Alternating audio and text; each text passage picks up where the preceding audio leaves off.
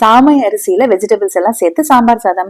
1.25 tumbler சாமை அரிசி, 1/2 tumbler துவரம் பருப்பு சேர்த்துட்டு நல்லா கழுவிட்டு 5 டம்ளர் தண்ணி சேர்த்துக்கிறேங்க. சாமை அரிசிக்கு 1:2 ரேஷியோ தான்.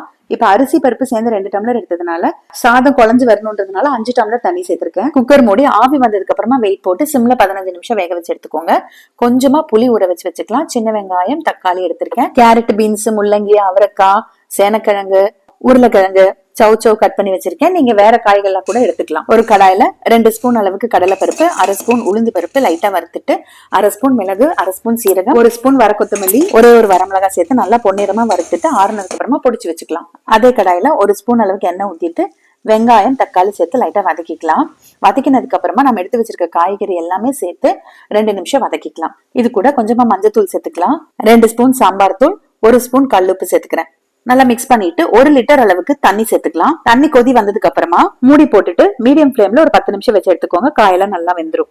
இதோட ஊற வச்ச புளி கரைச்சு ஊத்திக்கலாம். புளி ஊத்தி 2 நிமிஷம் கொதிச்சதுக்கு அப்புறமா நம்ம பொடிச்சு வச்சிருக்க பொடியை சேர்த்துட்டு ஒரு 1/2 ஸ்பூன் அளவுக்கு வெள்ளை பொடியும் சேர்த்துக்கலாம். மிக்ஸ் பண்ணி விட்டுட்டு ஆஃப் பண்ணிக்கோங்க. இப்ப நம்ம அரிசி பருப்பு வெந்து நல்லா ஆவியெல்லாம் இறங்கி ரெடியா இருக்கு. எடுத்து நல்லா மிக்ஸ் பண்ணிக்கலாம்.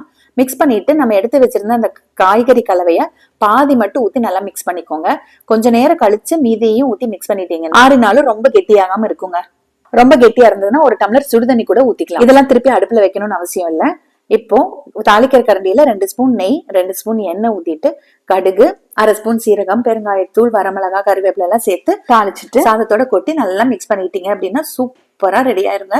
சுட சுட சாப்பிட்றதுக்கு ரொம்ப நல்லா இருக்கும். ஆறினாலும் ரொம்ப கெட்டி ஆகாம நல்லா இருக்கும். கொஞ்சம் கொத்தமல்லி தலை தூவிட்டு மிக்ஸ் பண்ணிட்டு சர்வ் பண்ணுங்க. இந்த அளவு 3 பேர் சாப்பிடலாங்க.